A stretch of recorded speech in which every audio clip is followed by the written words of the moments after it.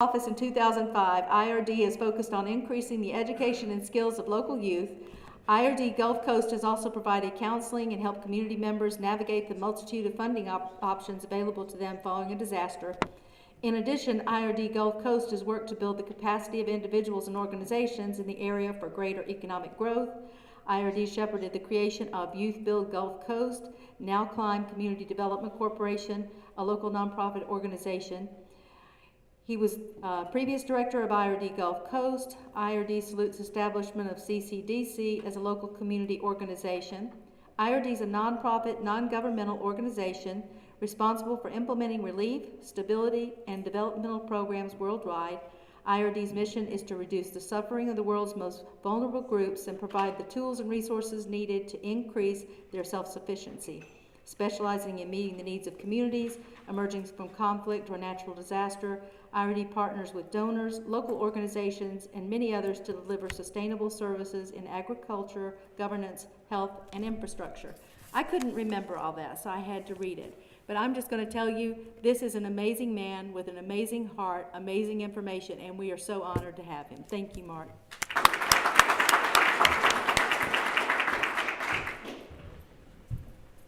Well, I had two purposes basically in mind this afternoon. One was to discuss IRD, but I think Tana has already pretty well covered a lot of that. I do have some information in the back end of the PowerPoint presentation that I hope you will take a look at regarding what international relief and development does. One of the key points is that following Katrina, and that's really kind of what I want to run through, is the Katrina disaster response and recovery process in about 7 minutes that's taken so many years now, and talk a little bit about the role of private enterprise as well as NGOs and other agencies and organizations on the Gulf Coast. Hopefully you'll see some similarities with Sandy. I've done some work on the East Coast on behalf of IRD and others, and other disasters worldwide. As Tana mentioned, IRD is active in many countries, 42, 43 I think as of this week. But it's one of the only groups and that I'm familiar with that actually came into the Gulf Coast following Katrina. That was an international organization and has stayed the course. We've done about 600 houses on repairs. We're partnering with Habitat for Humanity on another several hundred houses. We have a new permanent facility and on a donated parcel of land in Gulfport, as well as some rental offices there as well. We do engage in educational training through Youth Build and others. We're looking for partners, for projects, for funding, and we also have the capability for-profit activities as well. So I look forward to visiting with a number of you, hopefully over cocktails or tomorrow or both, particularly in the areas of housing and other things that are so consistently needed even today in the Gulf Coast and will be needed in the Sandy impact area as well. And we're going to run through these slides pretty quickly. Next one, please. Next. Kind of what I want to talk about is what happened after Katrina. A lot of you are business owners, a lot of you are very familiar, very intimately engaged in recovery operations and emergency response. Some of you may have products that seem to apply or you know that they apply, but I want to talk a little bit of the process of how they get involved in the recovery process and a little bit about response. Next. We've made some progress. In particular, there's a couple areas that are first on anybody's agenda during a disaster, and that's to re-engage and get the infrastructure back functioning as a result of some lessons learned following Katrina, Hurricanes Gustav and Ike, Rita, now Sandy. There's been some reorganization as to how the United States functions after a disaster, what steps need to be taken, and in a way the game plan that is put into effect immediately after a disaster. Some of that amounts to a good thing. We still have a ways to go. Next, please. In disasters, there's always a competition for resources. And it doesn't matter how much money you have. When I was at FEMA, I remember approving something like $10, $15 million a day for the first month or two. And I kept asking the question, you know, how much can we improve? And I was told, well, there's no end. We're going to do what we've got to do. Well, at some point, even if you think you're dealing with a bottomless pit of money, just like debt, there is an end to it. It's finite, and there's always a competition. And there's a competition between companies as well as groups of victims and entities that are affected. Cities ultimately get into conflicts with the state.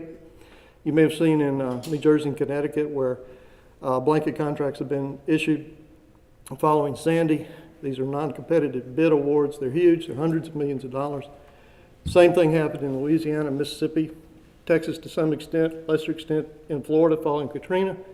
And the result is you get one mega company handling everything. Well, if you've got all the diverse interest in municipalities and people and groups and vested interest in a huge multi-state area, inevitably there's conflicts and there's room, and this is part of the opportunity, there's room for new consultants, new companies, and new groups to come forward and represent those who are underserved and underrepresented. There are some changes that I'll mention now. New Jersey is going to be possibly the new exemplary model of how to approach disasters in terms of state transparency. There are legislative pieces pending for the next month in the Senate in New Jersey. I expect to be testifying there. And the purpose is, how do we move forward and get more transparency in these awards? It's pretty common, and it makes good sense, I think, if you look at giving giant contracts to, I'll use Halliburton as an example, companies that have a military type ability to deliver goods and services in the beginning of a disaster. Makes sense. But how are those awarded? How are they limited? And what opportunities for local participation are there and can there be? And these are the questions I think New Jersey is going to be in the vanguard, or the forefront really, to address as soon as possible. At some point, the competition and the conflict becomes apparent, and there needs to be more input by locals, and by locals I mean state as well as municipal employing organizations, or you never get everybody back to work. If you don't get the locals back to work, that violates the first mantra of any disaster response and recovery operation, and that's all disasters are local. That's drummed into most every emergency ops manager and FEMA employee since day one of their employment, and it bears some truth. You're the first ones affected when you're local, and you're the last ones to get all the relief you need. So more transparency is needed, more transparency is coming. And I'll move forward to talk a little bit about some of the changes that have been made legislatively and policy-wide. So maybe it'll help you if you're not really that familiar with the process. It may give you some indication of how you can access funds or become more involved on corporate levels during the process itself. Next, please. Well, this is pretty much the way it was. When I was at Homeland Security, I had that on a broad plaque in my office, and that's kind of the way we operated. My mandate from the Bush administration was do what's necessary, and I kind of like that with these guys. Next. Well, this is the way it is. DHS is a huge organization. It has oversight and a large degree of control over FEMA, even though the FEMA administrator is an independent appointment and does still answer directly to the president with a marginal nod, if you will, to the Secretary of Homeland Security. There's still that open line of communication with the president. But because of the amalgamation of assets and personnel, what was a small permanent force agency of 2,300 people at Katrina is now hundreds of thousands of employees, contractors, and related assignments or assigned duty personnel with Homeland Security. So it does make it difficult to navigate the process. Next. Going back to Katrina, we all know it was a large event. Next. We've moved, obviously, from the techno response here, delivering personnel and resources and immediate commodities as soon as possible. There have been some changes on that. There are also some opportunities if you have response products. At International Relief and Development, we're test flying a FEMA pilot program for potable water.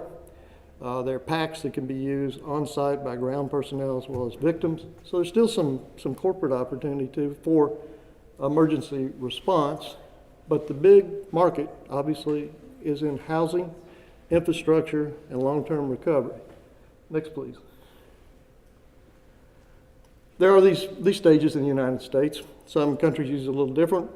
Response, recovery, mitigation, and preparation. If you consider that recovery begins on day one of a response, if you do it right, you're trying to begin recovery as you're responding. Mitigation is simply making things safer, stronger as you build forward, which also helps to prepare for the next disaster. So it's a circular process. There's no direct beginning or end on it. They're very interdependent.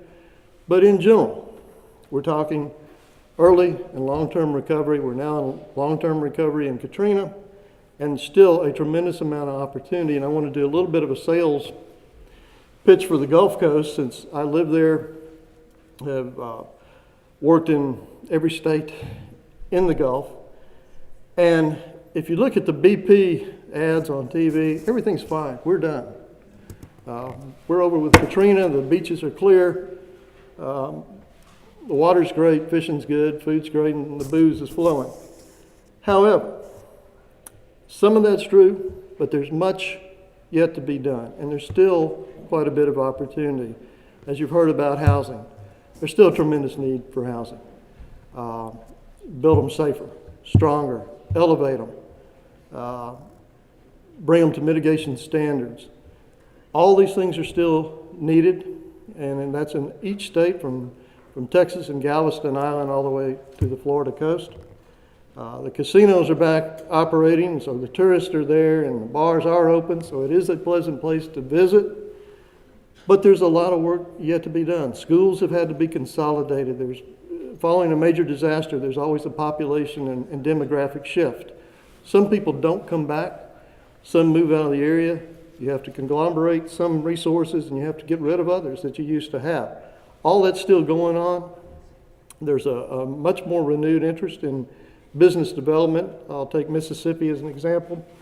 There's a young fellow by the name of Ashley Edwards, who's a key member of Governor Bryant's staff and a good friend of mine. Ashley has endured multiple administrations and weathered the recovery process while gaining a tremendous amount of knowledge on how it can be done and should be done. And through his efforts, he's helped drive a lot more business resiliency planning and opportunities. Mississippi's very key on offering CDBG funding. They're limited right now to the next round. I think there's $800,000 in the pot until about 2 more months, but they're looking at a $59 million share or so of BP spill recovery money, additional public assistance money, which is a cost share program with the Federal Emergency Management Agency. It comes to the states and then to the locals. That money has not all been spent. There's still public assistance projects, which are just what they say. If you're rebuilding a public edifices or infrastructure item, you submit a project worksheet, request the funds. There's a give and take process to determine the amount, and ultimately it gets funded in the public interest and under the Stafford Act. So this is still occurring. It's not all done. It's not all gone. It's just a lot cleaner, safer, and easier to live there now. Next slide, please.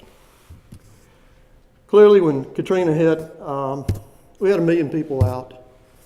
We had 100,000 people in FEMA trailers, as was well publicized, and the issues that were surrounding the trailers with formaldehyde are pretty well documented. I would submit they're not as bad as what the media made them seem to be, but for whatever reason, that's not the shelter of choice now. So not only are panelized resources being looked at, if you look at Sandy area, more motel, hotel, and apartments are being used because they're available. They were not available on the Gulf Coast. So still transitory shelters are being considered for future use. DOD uses some co-gym units, and there's some other things that are in play to do that. There's also been some fairly significant design changes, as you heard from Tim, about how we rebuild. There are Katrina cottages that are being marketed from between $62,000 and $95,000, which are elevated. Was in one the other day that was kind of the latest iteration in Gulfport. It was well done. There are some financing opportunities, but primarily those come through the ability of private enterprise to marshal the resources to offer those. Government helps, but government does not totally rebuild. And I think it's important for anybody in any disaster area to realize that if you want to wait for the government to do it all for you, it ain't going to happen. So corporate world is definitely needed, and entrepreneurship is the key to moving that forward. It's people that will take some chances and make things roll. Next slide. Clear. You have a disaster, everything and everybody's affected. In practicing law, there's a saying that the law is a seamless web. Well, the same thing's true in disaster management.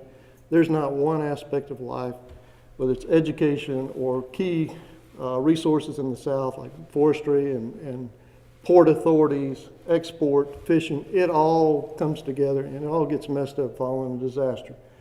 The federal and state recovery missions are indeed continuing. They will for the next 10 years. Riverside, California is still in play after 15 years now, I think. Same thing will be true in Sandy. So when you're looking at recovery and disaster management opportunities to participate, the Gulf Coast has been a good lab in a way. It's ongoing. There are some lessons learned that are applicable to other national disasters, and there will be more. And then you got a continuing laboratory and some refinements on that process occurring as a result of Sandy, and more opportunities. Next, please. Stephen Pacho. Stephen worked for me and was just a brilliant assistant following Katrina. And one of the courses I teach at Tulane, we had asked Stephen a few years ago to kind of give his experience. He was shot at, had an attempted abduction 2 days after Katrina, went through the whole gamut of things that you saw on the news, and refined down and some of the language change. This is pretty much a synopsis of what everybody was looking at. There were talks mentioning earlier about failure of communication. Yeah, that was key. We had police officers, highway patrol units from different states who were on different bandwidths, could not even talk to one another, yet they're there right in the same spot. Law enforcement, some people left their post, some had no leadership that was trained.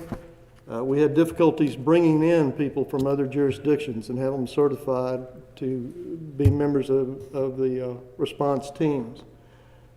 Clean water, certainly. Disabled and pet transport vehicles were often a key issue. Contraflow was not well understood or in place in terms of evacuation. Most of these have been remedied. Not 100%. Nothing's 100%, but if we started with a 40% rating, we're probably at a good C plus now. More can and will be done, and it's being engaged as response and recovery plans are being developed further by the states. Next slide, please. But you should try. You want to do better, not always possible.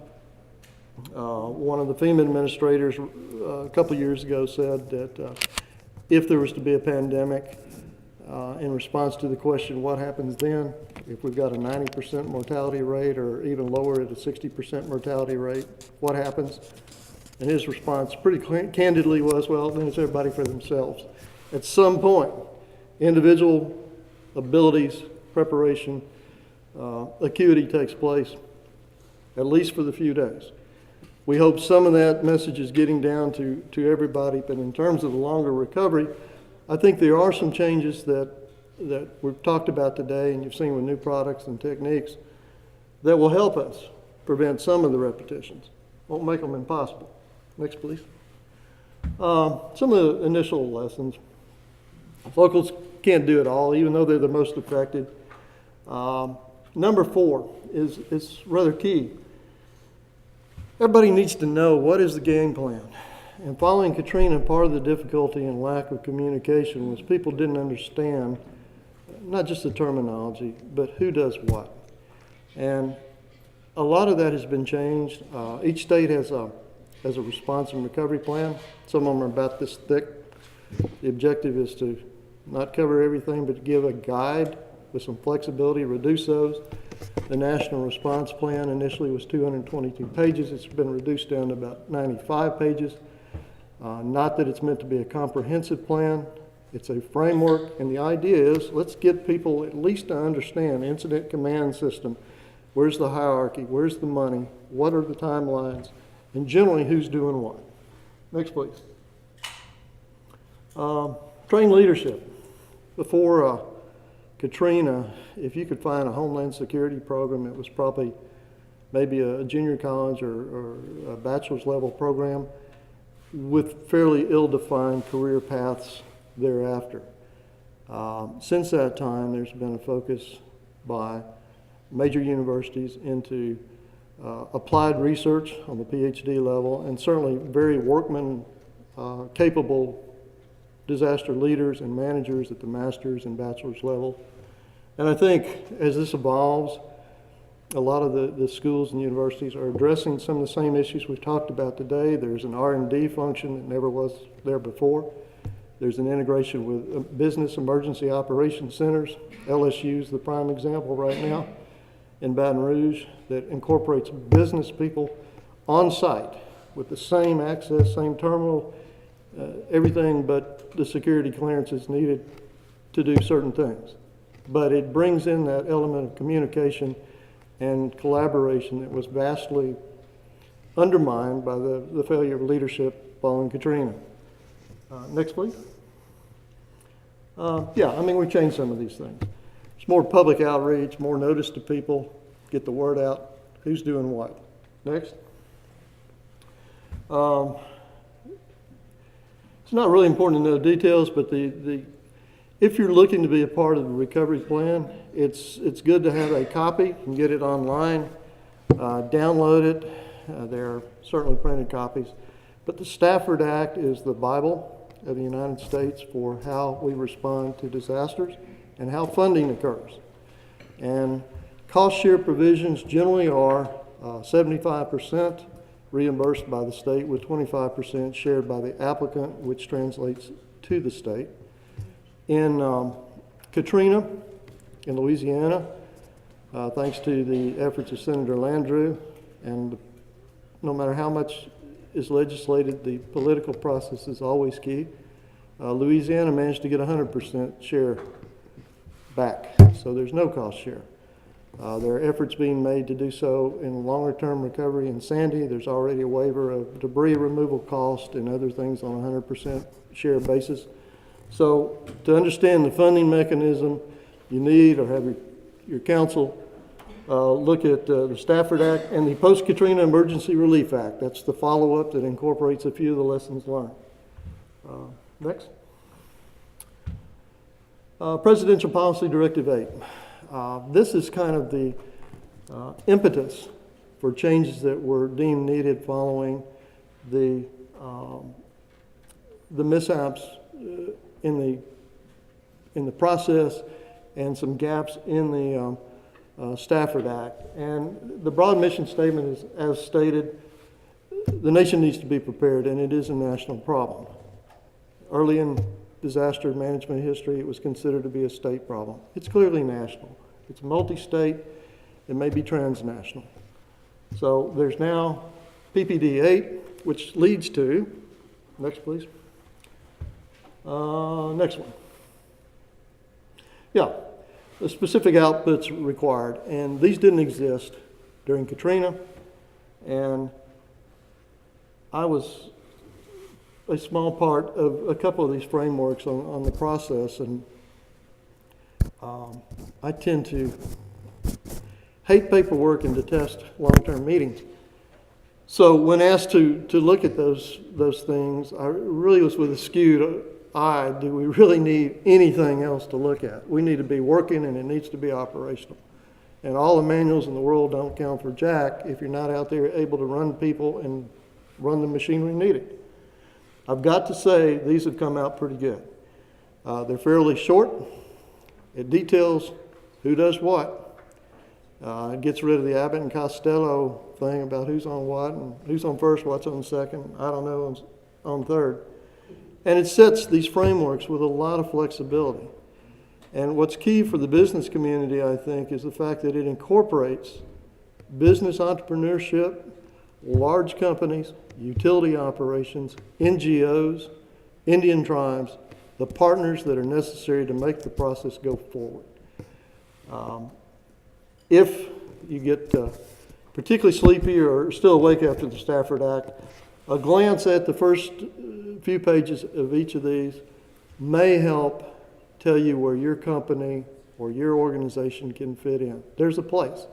And partnership, been bandied about as a term a lot, but truly has been incorporated into the new national plans following a disaster.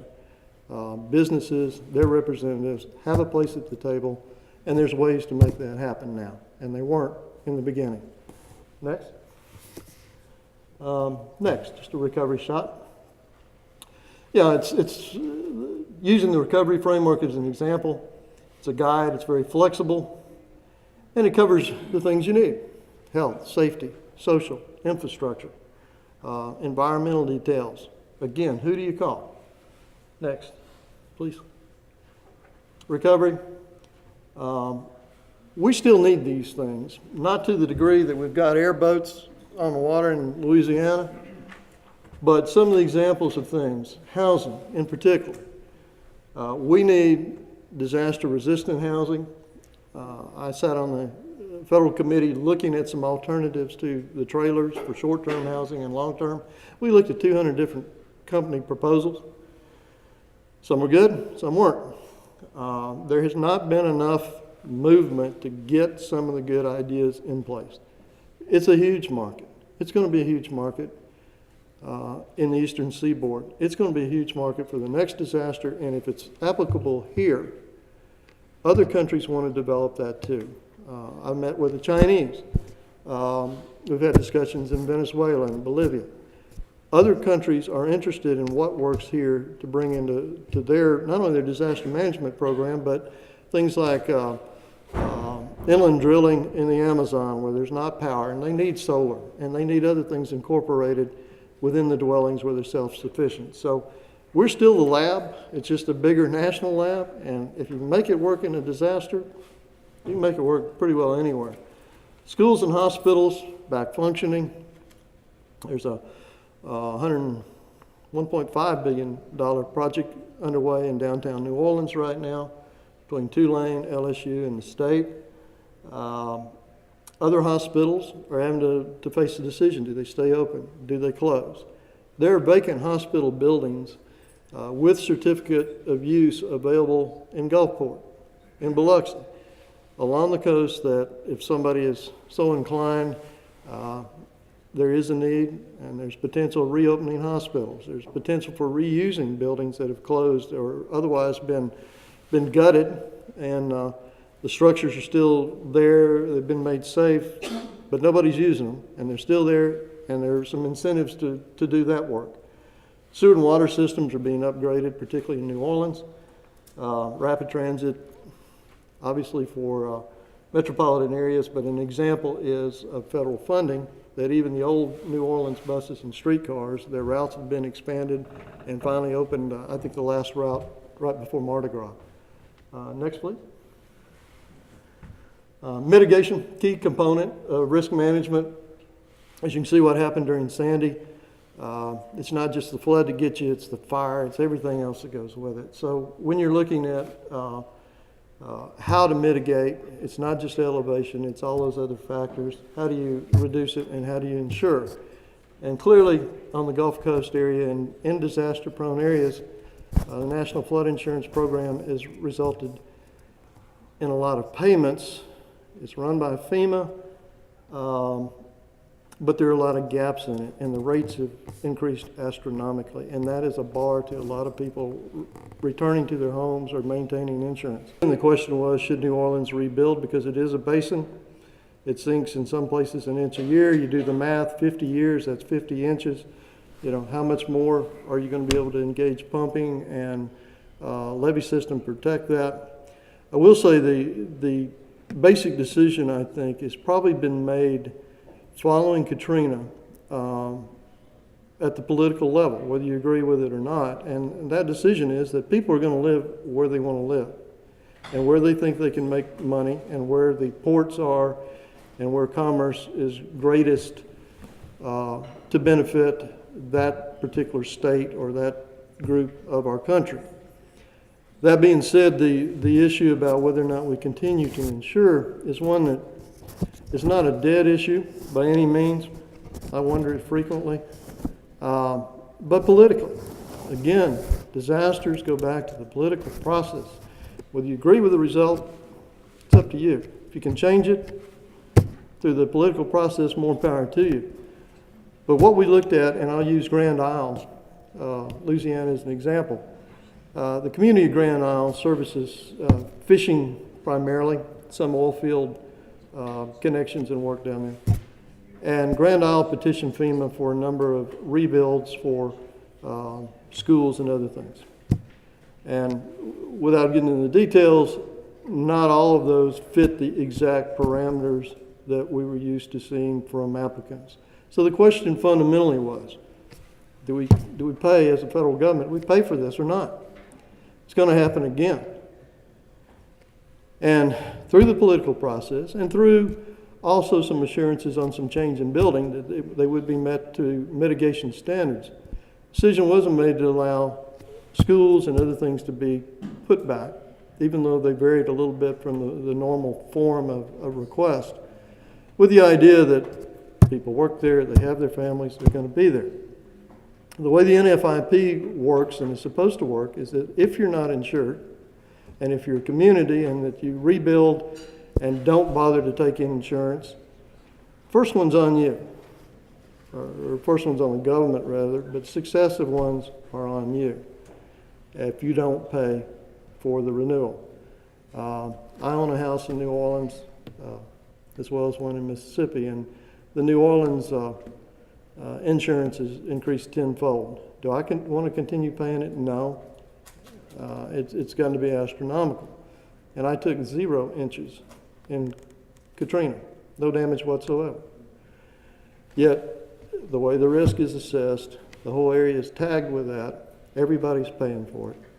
And the national issue in question is, how much do we as a nation want to pay for people who are living in disaster-prone areas? They're looking at that in Europe and other countries as well. I think where we're going with this is because of the breadth and increasing scope of these disasters, natural and otherwise.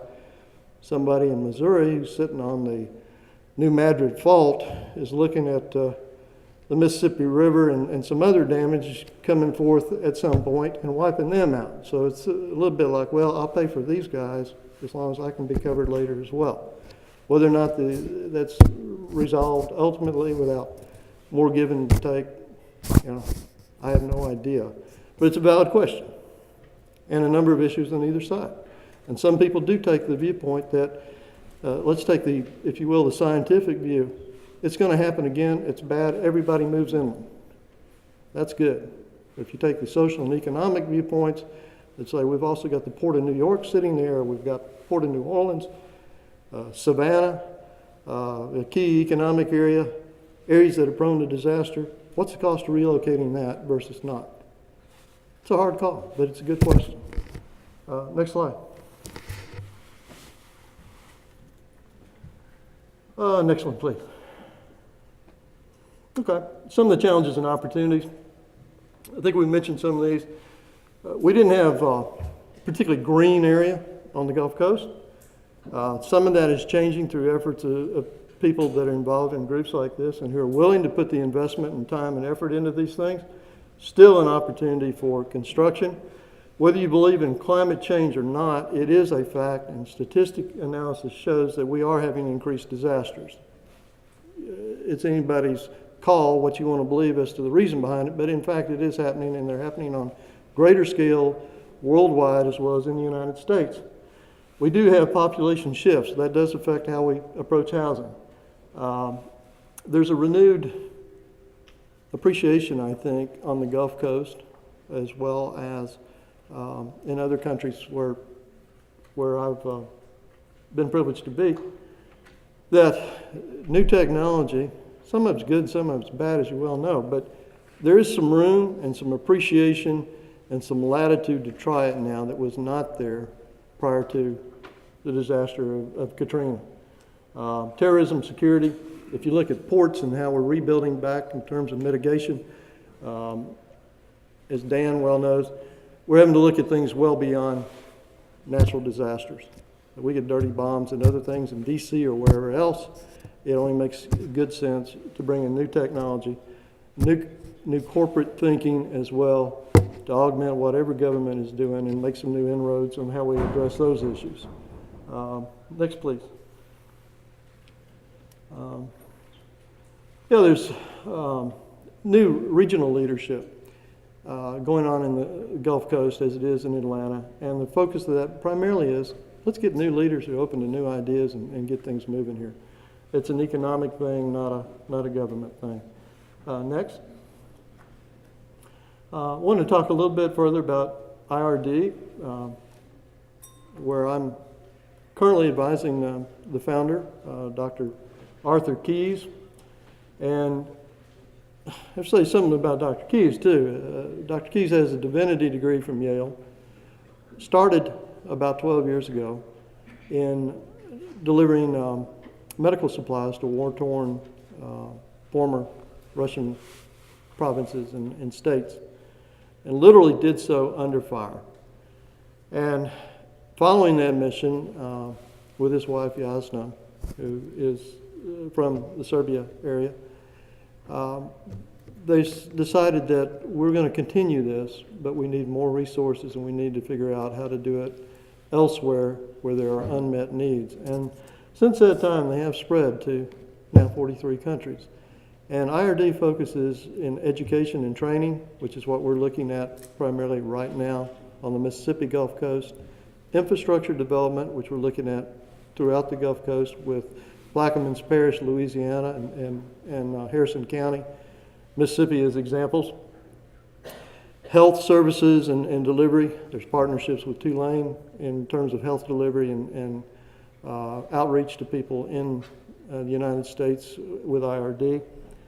Governance and leadership training as well. So there are a lot of things that NGOs can do, that they are doing. The fact that we've been able to have a really amazing partnership developed with Habitat for Humanity in the Gulf gives us the benefit to do even some for-profit things. For example, we're looking at doing reclamation selling of items that have been taken from destroyed buildings or recycled buildings. And that's a $600 million a year business for Habitat for Humanity. We're going to train people with them, and we're going to put students to work. We're looking at other opportunities for training and development, and hope that over the next couple of days, if you guys will grab me, shoot me an email or whatever, I would love to talk further with you about it. And thank you very much for your time.